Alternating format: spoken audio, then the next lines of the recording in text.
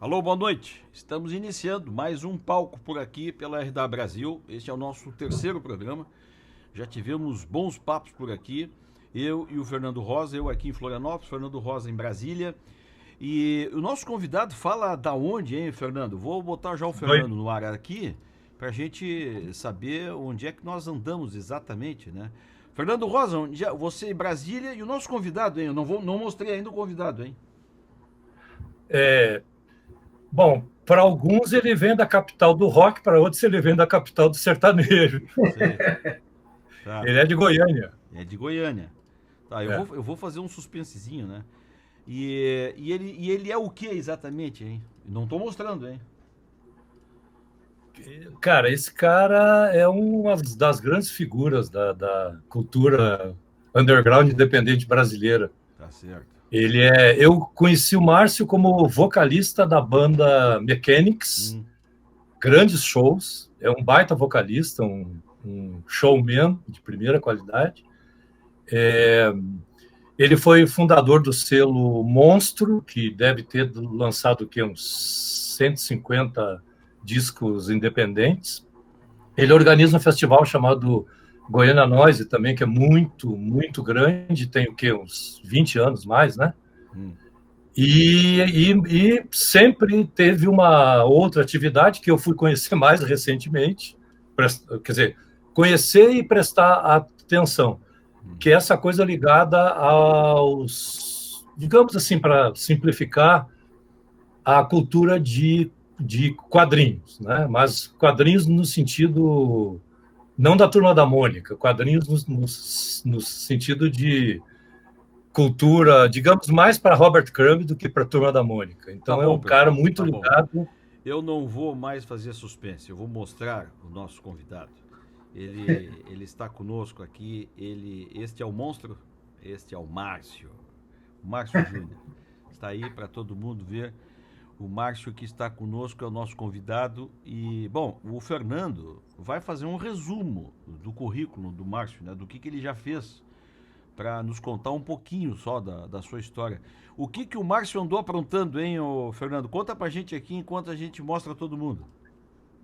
Cara, o Márcio é fundador do Festival Goiânia Noise, em Goiânia, que é um festival que tem uma vida de uns 20 anos ou mais, eu não lembro exatamente quantas edições. Ele é fundador da Monstro Discos, que também começou fazendo lançamentos em fita cassete ainda nos anos 90, Uhum.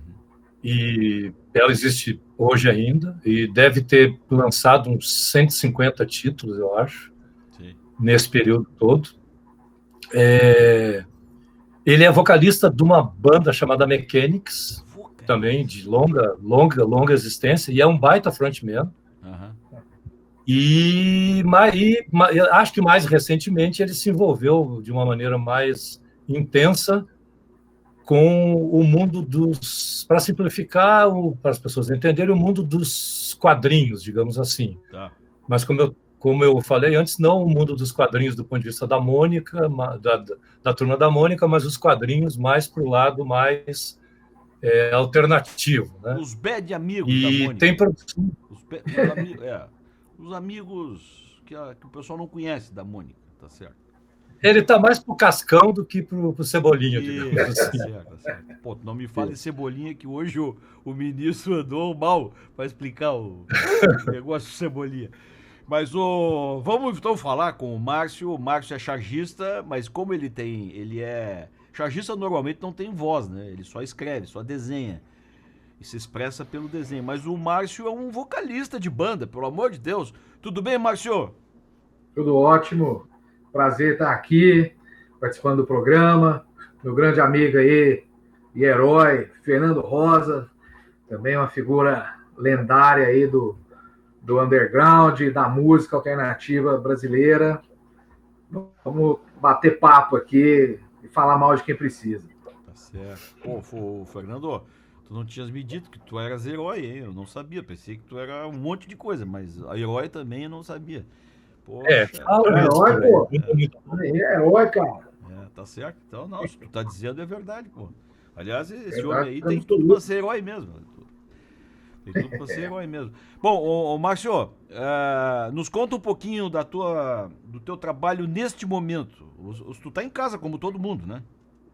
Estou em casa, levando muito a sério essa coisa do isolamento, né? Tentando cumprir isso à risca, ao máximo, né?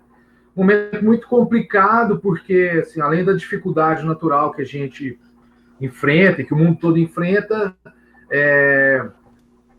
a gente tem esse governo que odeia o país e que odeia o povo brasileiro, e, em particular, odeia artista, né? Um ódio... É quase bonito, né? Assim, o ódio que esse governo nutre pela classe artística, né? E a classe artística é uma das que mais foi atingida nesse processo, né? Porque a gente trabalha com público, eventualmente com aglomeração de pessoas, né? Em eventos, né? Eu também trabalho com cinema, enfim. A gente foi o primeiro que parou né, um dos primeiros setores que parou de funcionar, e muito provavelmente vai ser um dos últimos que vai voltar ativa, né? Por exemplo, cada dia está mais complicada a possibilidade de a gente imaginar, por exemplo, um festival de rock, né, Fernando? Assim, como que a gente vai fazer um show de rock? Como que eu vou fazer um show de rock do jeito que eu faço? Assim, né? Esse contato muito próximo mesmo com o público, etc. Então, é uma coisa complicada. E fora isso, assim, né, a maioria dos artistas do Brasil é uma empresa de um homem só, ou alto, né, trabalha de forma, digamos, quase freelancer e tal. E nesse momento as demandas diminuem bastante e fica difícil a gente atuar num país assim que não tem uma política. Se não tem política para ninguém, para os artistas é ainda pior, assim, né? É uma situação muito, muito particular. De qualquer forma, assim, estou aqui em casa com minha família, minha esposa é minha sócia, a gente tem uma produtora, eu sou o Márcio, ela é Márcia, né? Então, a nossa produtora chama Marte, os dois marcianos, mas é Marte, assim, com dois M's, é como se fosse MM Arte. E a gente, assim, trabalha em várias áreas, né? No cinema de animação, nós temos uma editora, a gente trabalha com desenho animado, tem trabalhava com dá curso para formação de mão de obra para animação. A gente tenta tocar os nossos projetos aqui do jeito que tem dado, né, dentro de casa, e vamos ver até onde isso vai, né? Bom, o Fernando, a bola é tua também, hein? Manda ver. Então tá, deixa eu começar o nosso bate-bola aí. Pegando pelo teu lado chargista, tá?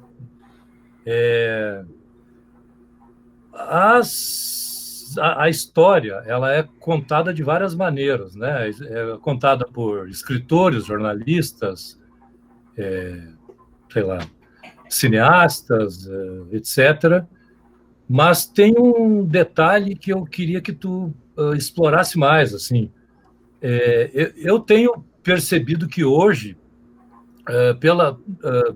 nos jornais, pelas redes sociais, a comunicação ela tem sido muito mais direta pelo grafismo, né? pela charge, né? Toda essa política de meme, etc., explora isso. É real isso que, digamos, a gente pode afirmar que os chargistas, os cartunistas, nesses momentos de maior tensão social, política, etc. e tal, a gente pode considerar que eles talvez sejam os mais fiéis e radicais, digamos, tradutores do que está rolando? Fernando, eu não tenho dúvida alguma disso, entendeu? Assim, a gente falou de vários aspectos, história em quadrinhos, charge e tal, né? Então, vou tentar sintetizar aqui de uma forma para a gente poder conversar com os conceitos claros aqui, né? Então, por exemplo, eu acho que hoje, né,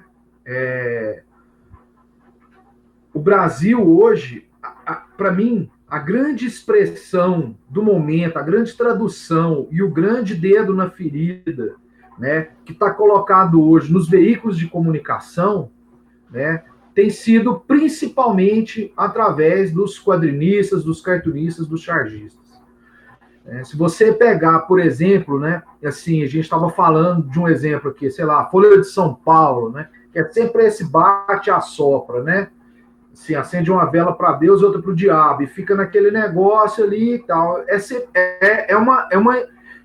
Daqui 20, 30 anos, se a gente for pegar a Folha de São Paulo e for através, sei lá, das manchetes, das primeiras páginas, tentar entender o Brasil, há um recorte possível ali. Mas se você for para os quadrinhos, e principalmente para a charge, que é publicada ali, né, com nomes como Laerte, tem um conjunto de autores que estão publicando muito, né, você vai ver que a tradução deles é mais precisa. E você vai ver que existe um discurso que, inclusive, é mais denso e é mais coerente. Né? Assim, é mais denso e é mais coerente. Isso é meio maluco esse mundo, assim, né? Por exemplo, eu evito ver televisão. Ô, assim, Márcio, os chargistas, os desenhistas, chargistas eram... eles estão salvando a Folha hoje?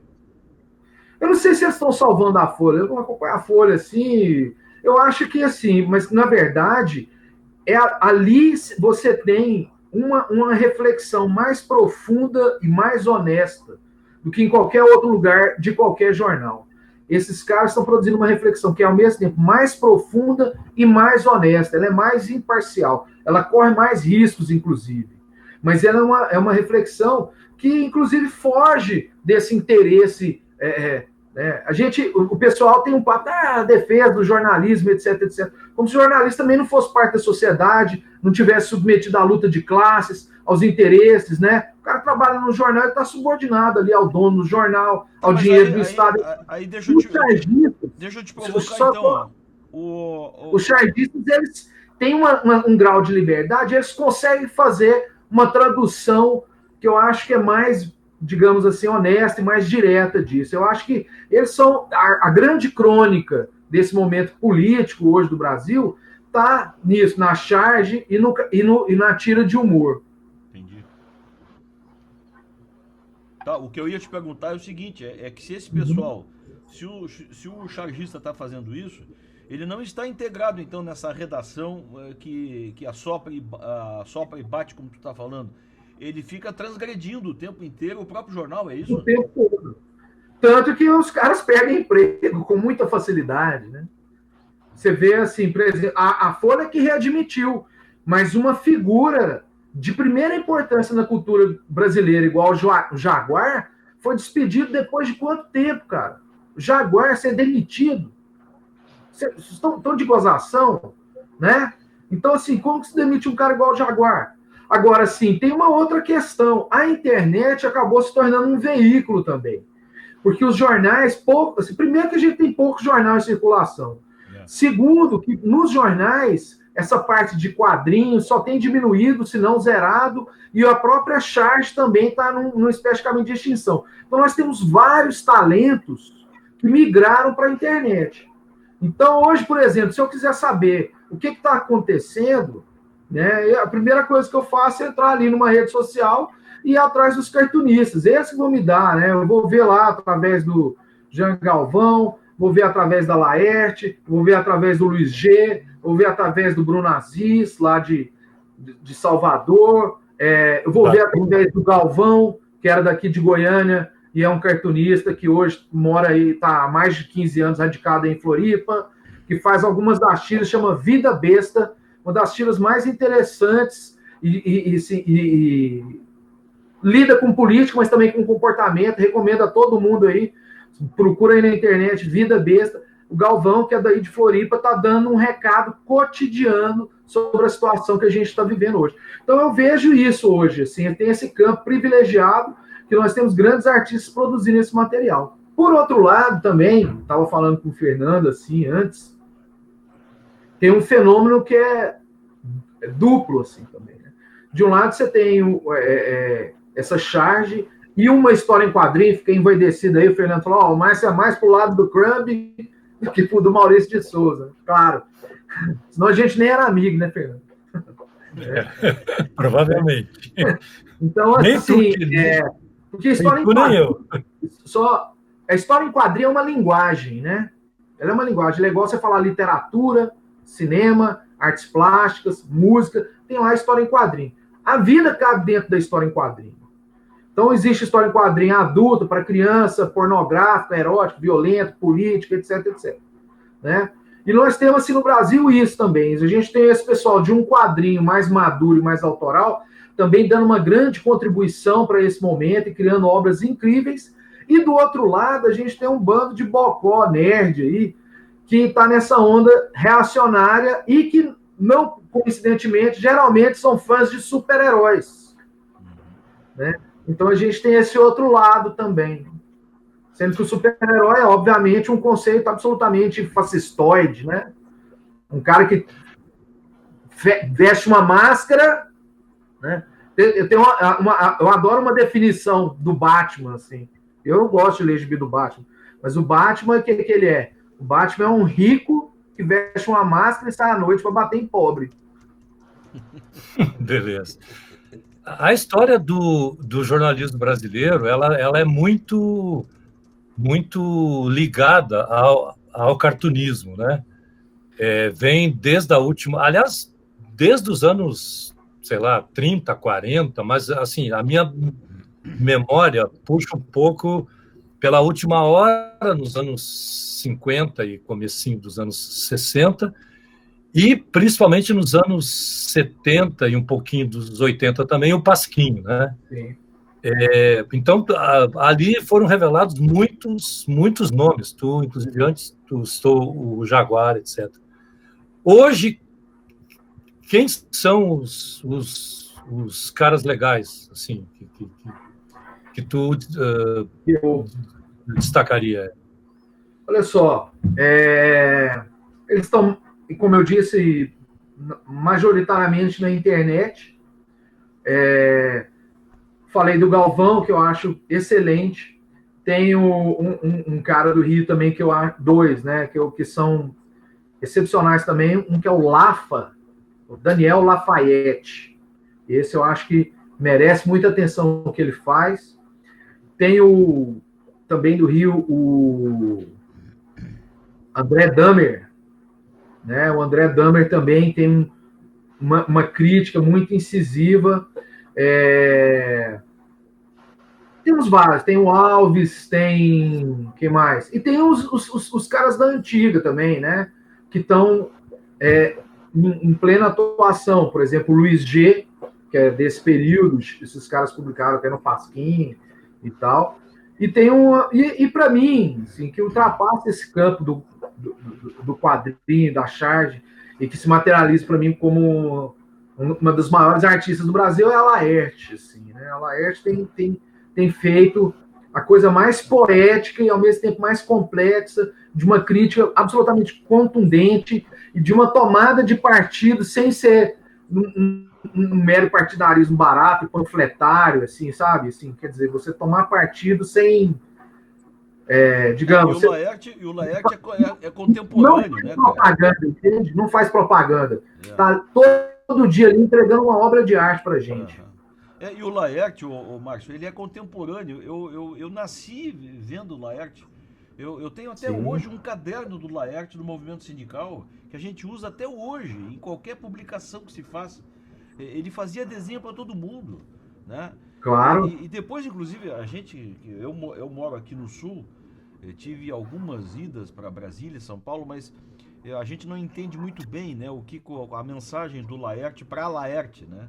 Que o Laerte virou uma mulher, enfim, a gente não conseguiu entender isso ainda. Aqui a gente do Sul não conseguiu entender essa coisa dele ainda. Mas é absolutamente respeitável tudo que o Laerte, ele tendo feito tudo que ele fez, ele pode tudo, né? Inclusive isso. Pode. Claro. Se transmutar desse jeito sem muita explicação, né? Ou com muita explicação, a gente não sabe, mas enfim. Mas é um cara que vem lá de trás, né? Ele vem lá dos anos 70, vem da ditadura, Claro. ele vem trabalhando e criticando tudo que ele vê pela frente, né? Uma coisa, ele é um desses caras, ele é meio Led Zeppelin, assim, né? Ele é meio chargista Led Zeppelin, Pink Floyd, Rolling Stones, né? Ele é um cara assim que vem fazendo coisas, né? Lá de trás, né? E permanece relevante, né? Permanece relevante. Em algum momento, quando houve essa transformação dele, que ele se assumiu, não, eu me sinto mulher, então daqui para frente eu sou a Laerte e tal. Em algum momento, isso, eu e outras pessoas, a gente em algum momento achou que isso, obviamente, chamou muita atenção da imprensa, mas a gente achou que isso pudesse, por exemplo, sequestrar o trabalho dele, né? E ele virar, tipo, uma personagem dele, né? que o trabalho dele ficasse secundado. Uhum. Ainda bem que a gente, assim, quem chegou a cogitar isso, está profundamente enganado. Assim. Uhum. Aí a gente continua produzindo, se não me engano, agora é o grande momento como artista, sabe? Ainda bem que as pessoas tiveram grandeza de não transformar isso numa coisa que a toda hora fique sendo levada a sério, ou tenha que ficar... Eu acho que isso já passou, né? Acho que ninguém dá mais bola. Eu só estou dizendo isso aí por uma questão de... A gente está falando da Laerte, né? E isso chama um pouco a atenção. Né? Enfim. E tu me fez lembrar que eu usei muito a charge do Laerte na época, em todos os jornais sindicais, né? Eu tenho até hoje isso. Ela viveu uma crise por causa disso num determinado momento da carreira. Eu imagino. Ela falou, putz, eu fiz um negócio que era para ajudar os jornais e tal, mas acabei tirando emprego e a oportunidade do chargista local, né, do desenhista do sindicato ali, daquela cidade lá e tal, né? Muitas vezes os caras, ao invés de chamarem um cara ali da cidade, da região, da área, do próprio sindicato para produzir o material, acabava todo mundo utilizando esse material. Olha, houve essa crise, de fato. Mas até isso pode ser contestado, viu, Márcio? Eu me lembro na época que a gente chamava gente nova. Olha, eu vou mostrar para vocês casualmente. Olha aqui, ó. O Fernando vai se lembrar disso aqui, ó. Isso aqui, ó, é do Silvio, ó. É do Silvio. O Silvio, na época disso aqui, era um jovem de 17 anos. Ele aprendeu com o Laerte. Ele também aprendia. A gente empregou o Silvio, né? O Laerte foi um mestre para o Silvio. Mestre. Muita gente... Ainda é. Né? É claro, pô. Enfim. Márcio, essa migração do jornal para as redes, isso foi uma coisa tipo o que aconteceu com a música, uma certa pressão da modernidade, das novas mídias e tal, e acho que é isso, eu estou te questionando. E como é que isso se resolve do ponto de vista, por exemplo, de monetização? Ou seja, porque uma coisa é tu ter uma relação com o jornal e tu publicar lá e o jornal te remunerar. Hoje, essa relação é a mesma do ponto de vista da rede ou as pessoas estão procurando os seus próprios espaços de divulgação e de monetização? É isso, assim, né?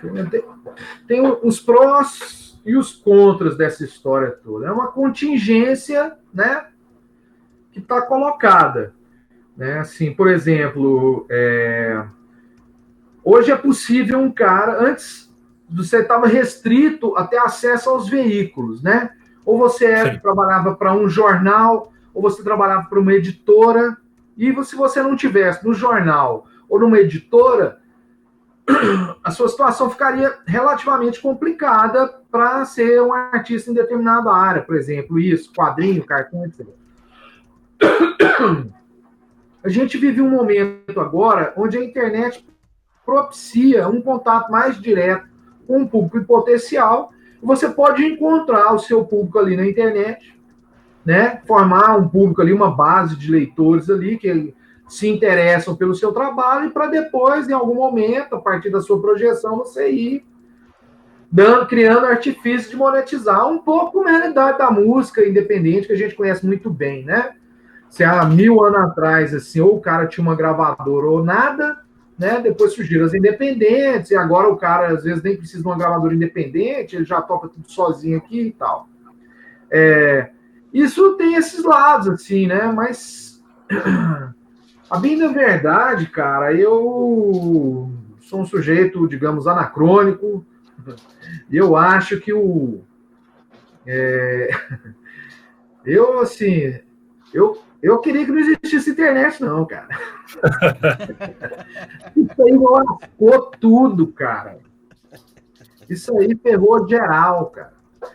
Assim, eu tô falando isso assim, né? Tô aqui brincando, mas com alguma profundidade, assim, né? Sou pesquisador também, tenho lá um mestrado em comunicação pela UNB, estou finalizando um doutorado em arte e cultura visual pela Federal aqui, então é um tipo de questão que me interessa muito, assim, sabe? Agora, Márcio, eu fiquei curioso agora. Me sustenta essa tua vontade de não querer a internet. Porque tu acha que a internet faz o que de ruim?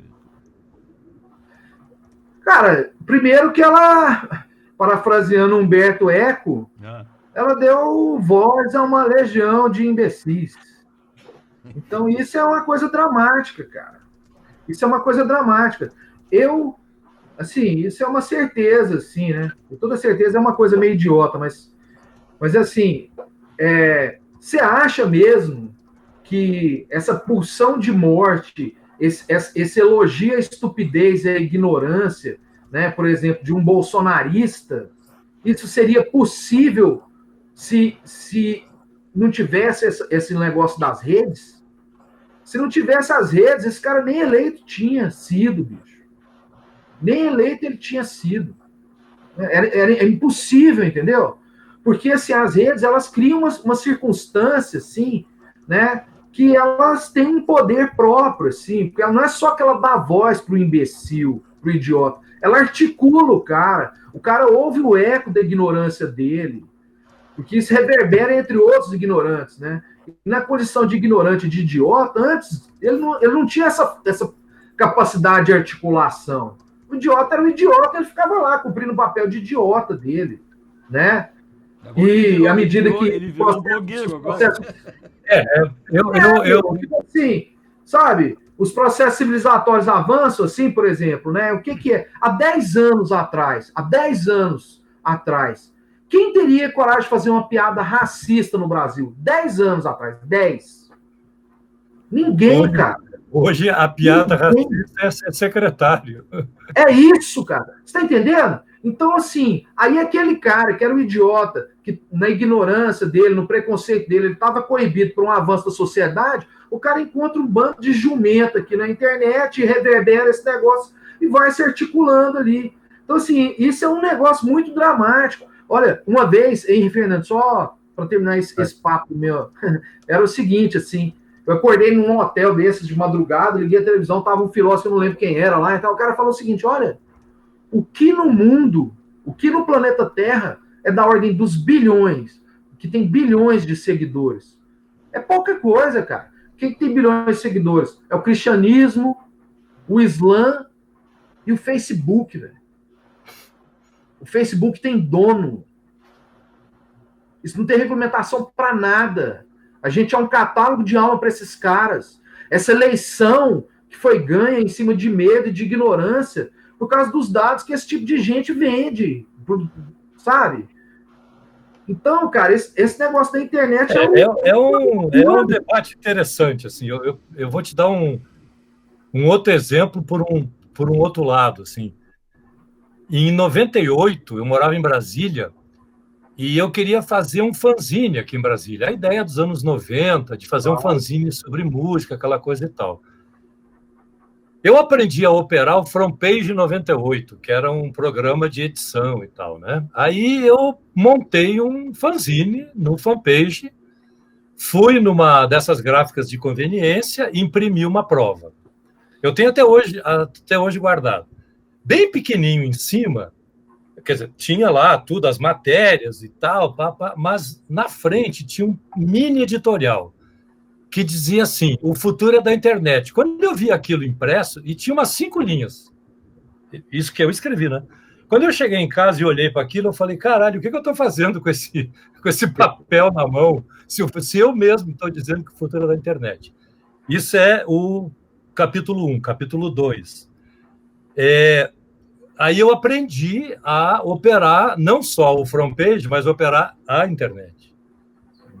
E aí eu criei um site em 98, que é o Sr. F e tal. Claro. E o que eu quero dizer é o seguinte, a primeira sensação, aí não pelo lado do jumento imbecil, mas pelo lado do cara, mas que teve a mesma sensação. Eu falei, cacete, foda-se o mundo, eu vou falar o que eu quiser no meu espaço. Então, eu acho que... Então, assim, tem um lado positivo, né? De que também pessoas que não tinham espaço para se manifestar conseguem se articular, e etc. e tal. Mas, no fundamental, eu concordo contigo, porque a lógica, na verdade, é a lógica de quem detém o capital. Né? Tu te mistura com os jumentos, né, Fernando? Os jumentos usam black tie, né?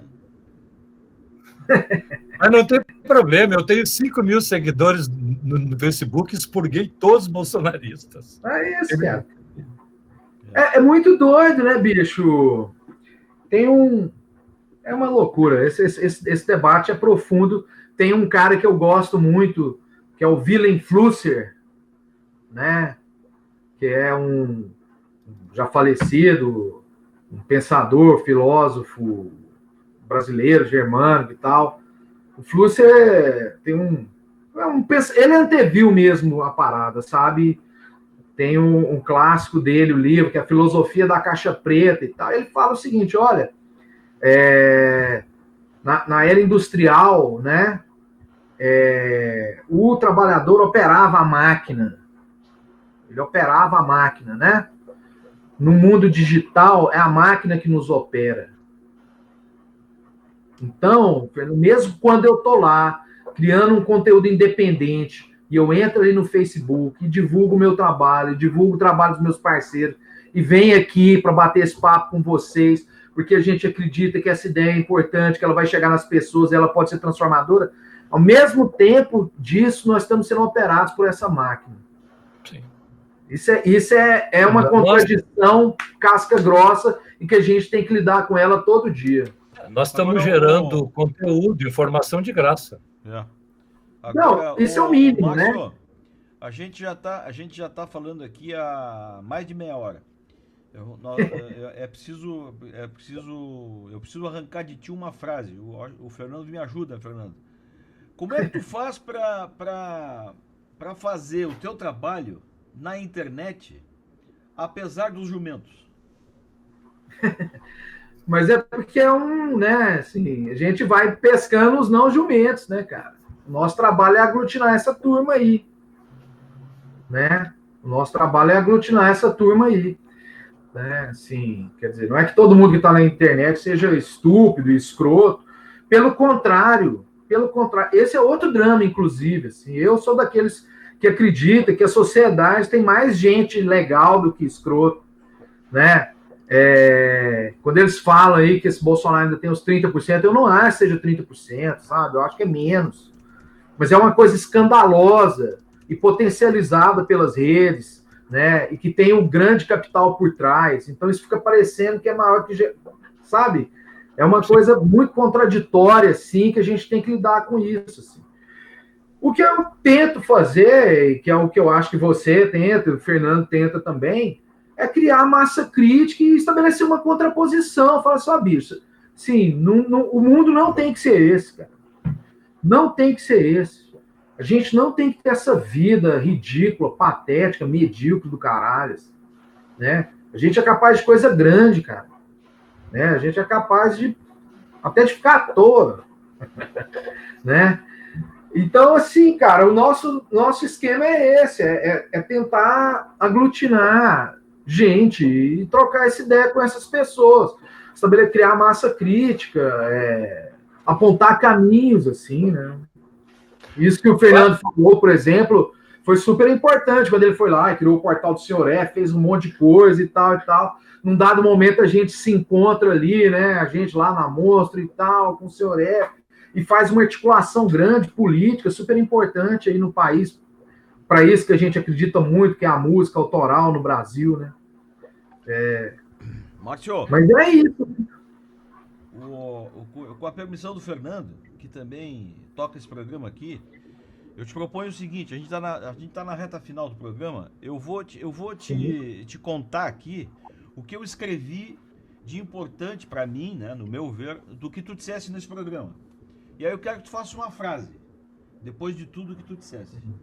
Tu começou dizendo assim, ó, eu pautei aqui, né? É quase bonito o quanto esse governo odeia os artistas e o povo. Os super-heróis são fascistas. O Batman é um rico que sai de noite para bater em pobre. Eu sou um cara anacrônico. Eu sou um cara que não queria que existisse internet. Ela deu voz a uma legião de imbecis. É uma coisa meio idiota, mas é assim. Se não houvesse rede, esse cara não tinha sido eleito. E isso reverbera entre outros ignorantes. Isso é muito dramático. Na sociedade existe mais gente boa do que escroto. E aí, Márcio? Precisa? Não, cara, a gente tem que dar um jeito de fazer a revolução. É isso. Muito bom. É isso que nós temos que fazer. Nós temos que dar um jeito de fazer a revolução, né? Uma revolução que leve em conta o indivíduo, a vida, o prazer, o lúdico, né? A gente precisa ser restituído de humanidade, cara. Sabe, assim, é uma doideira do cacete. Isso aí. Ô, Fernando, sabe o que eu diria dessa tua pauta de hoje? Bingo! Bingo! Mas esse cara é foda. Muito bom, muito bom. Muito bom. Olha aqui, Teve uma noite dessa que eu virei uma madrugada. E esse cara, num canal de TV, ou não, eu acho que foi no YouTube, eu esbarrei numa entrevista dele com 2 professores da universidade, né? Lá Sim. de Goiás. Cara, uma entrevista fantástica. Se eu morrer de sono e o desgraçado não ter acordado por 1 hora. Porque, cara, era uma frase melhor que a outra. Você tem que ver ele no palco, cara. Esse cara no palco é muito foda. Sabe, né? Tá quase bem... Diz aí, ele é. Onde é que a gente pode te ver como cartunista? Oi? Diz aí, ele tem. Onde é que a gente pode te ver como cartunista? Ele tem, olha só, ele antes, no começo do programa, ele falou que lá na frente, quando alguém for olhar para trás na história, os quadrinhos vão dar um recorte melhor do que aconteceu. Há uns 6 meses atrás, eu acho, um pouco mais, o Márcio editou um livretinho pequenininho, assim, que eu acho que aquilo seria do caralho se fosse desse tamanho, assim, desse tamanho. O nome do livreto é Com a Palavra, né? E deve ter o quê? Uns 25 personagens. Sim. Tem o Moro, 31, tem o Dorival, tem o Carluxo, tem a Damares, tem o... Bom, isso que tu viu do Márcio hoje tá lá da forma mais tensa e radical possível. E é incrível, assim, porque se tu olhar lá na frente, bom, quem eram os caras mais filha da puta, mais escrotos, mais canalhas que existiram entre, sei lá, 2015, 16, 17, até, espero que um período muito rápido agora, né, que esses caras fazem logo. Cara, ele conseguiu traduzir nos desenhos de uma maneira absurda, assim, a intimidade mais podre dos caras. Assim. Obrigado. Chama com a palavra, na verdade. Com a Né? palavra. Aliás, é uma brincadeira, né, com a palavra e tal. Com a palavra. Ô, Fernando, foi-se o tempo Diga. que a gente dizia para um amigo, seu canalha! O canalha hoje é um canalha. É um canalha mesmo. Só o Plato de Dvorak tem direito hoje de falar, é um canalha. É um canalha. Tá bom então, pessoal. Ficamos por aqui, ó. Eu acho que esse programa aqui valeu por 4 horas. Mas a gente volta, né? A gente volta e volta. Obrigadão por vocês aí, tá? Obrigado. Baita pauta, Obrigado, baita Márcio. pauta. Márcio, Eu que agradeço te aí. conhecer, viu? Prazer é todo meu. Quem quiser conhecer as coisas que eu apronto aí, tem um site que é www.mmarteproducões.com. Então é isso, mmarteproducões.com. Dá uma chegada lá, tem filme, livro, a editora, esses desenhos horríveis aí que o Fernando falou, tem um pouco de tudo lá. Nós vamos linkar, Prazerzão estar aqui com vocês. nós vamos linkar tudo isso aqui agora, para o pessoal poder Maravilha. ver tudo, tá bom? Obrigado, Fernando. Obrigado aí. Beijão. Até a próxima. Obrigado, Márcio. Um abraço, até a Eu próxima. que agradeço. Até a Vamos aí. próxima. Até a próxima. Tu estás Até a próxima. convocado, até a próxima. Fechou. Abraço. Tchau. Tchau para vocês. Esse foi o nosso palco aqui pela RDA Brasil. Agora isso aqui fica tudo colecionado lá na página. Se você perdeu o programa, quer assistir todo de novo, com essa figuraça, tá lá no canal do YouTube, tá aqui nas páginas do rdabrasil.net, tudo colecionado. Aliás, eu tirei boas frases, hein, desse programa. Dê uma olhada lá depois o que a gente aprontou com o Márcio e o Fernando. O Márcio falou de Goiânia, o Fernando de Brasília e eu aqui de Floripa. Tchau para vocês, até a próxima.